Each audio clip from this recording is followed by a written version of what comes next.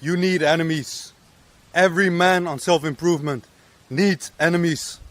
You see, there's this concept going viral online called I have no enemies. And it comes from the show Vinland Saga. And if you haven't seen the show, it's basically a father telling his son, you have no enemies. You don't have enemies. The truth is that nobody has them. And the idea is you try to understand others, be compassionate, kind, don't hold grudges, forgive others. And it sounds nice, yeah? Forgive others, yeah, sounds nice. This idea will get you fucked up in real life. The world will piss on your face if you blindly adopt this belief. You see, this video is going to be the realest video you've ever seen. It's going to be controversial. I'm going to give you 3 reasons why you need enemies, and this isn't going to be some motivational bullshit. There's actually going to be golden nuggets in this video. Number 1, they force you to reach your goals. My biggest enemy is the country I live in. I'm not there right now. I'm in a beautiful country, Thailand. Been here for a few months. But I'm talking about the country I reside in, the country I grew up in. The gayest country in the world. I'm not trying to be funny, you can actually look this up. It is the gayest country in the world. The Netherlands. I know I'm going to trigger people with this, but it is the gayest, most feminine, most feminist, one of the highest taxed countries in the world. Now if you're like me, I'm a person, I'm a family orientated person. I have my own values, principles. I want to raise a family one day. It doesn't align with the country at all. Now you may say, why don't you just move out? Why don't you just go to Thailand or some other country where you are right now? And I will move out. I will leave. But not until I defeat my enemy.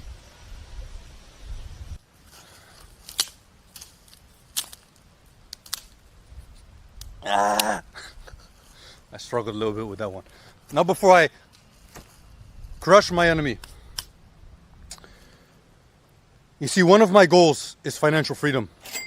But that doesn't make me special. I think anyone wants financial freedom. Ask anyone on the street. They all want to become a multi-millionaire or whatever.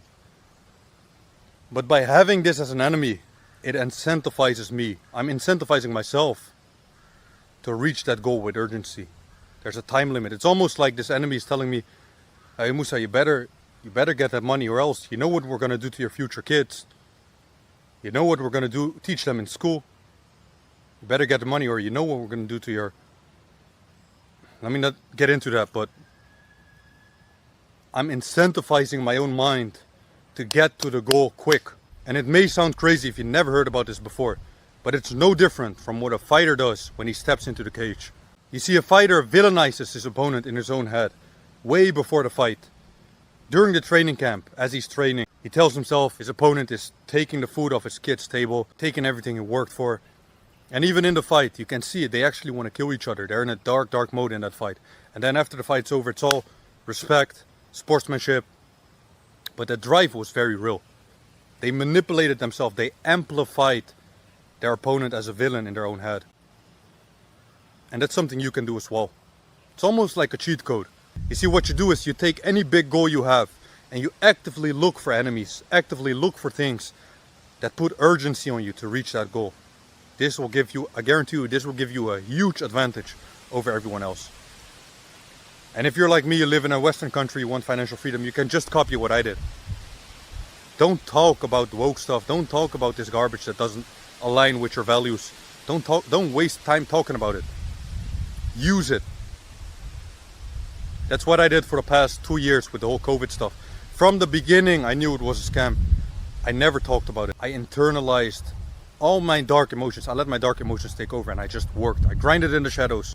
And I accomplished more in those 2 years than I ever did prior to that. So create your own enemies, even if it's in your head, and let them drive you towards your goals. Now, number 2, you don't deserve inner peace. This is going to sound crazy because everyone's looking for inner peace.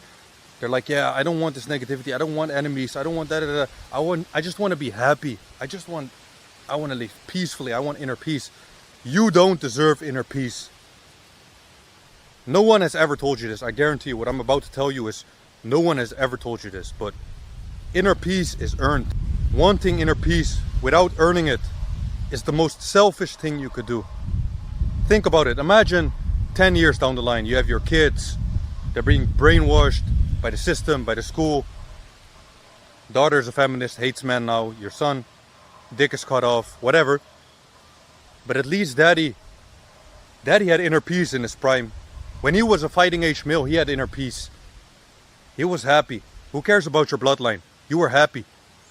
Do you see how fucking selfish that is? I always say no inner peace until my loved ones live peacefully. Think about what I said. Fuck inner peace until those around me have peace. Until then, give me the enemies. And that doesn't mean I don't want inner peace in the future. Of course I do.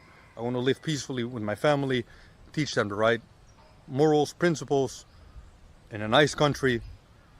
But for now, I don't need a state of inner peace. I don't deserve it. I don't want it. For the past 2 years, I've been in a state of war. Give me another 5 years of those. Let me reach all my goals. I'll take the enemies for now. Number 3, become a true warrior first. You can't speak about not wanting enemies, living peacefully, whatever, when you're not capable enough. You see, to tie it back to the show Vinland Saga, everyone's posting, I have no enemies, I have no enemies, I have no enemies. But they don't know that in this very same show, I won't spoil it, but in this very same show, the only 2 people that said I have no enemies are 2 warriors. 2 very capable men. Anyone else in the show that lived peacefully, priests, monks, women, mothers, they got destroyed. Their children got taken from them, they got beheaded, all this terrible stuff. And they also live by I have no enemies. But everyone's ignoring that. They only look at the 2 capable men that are saying that, and they just copy that.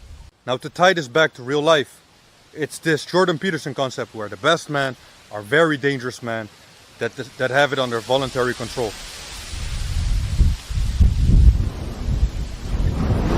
So that's it. You have enemies.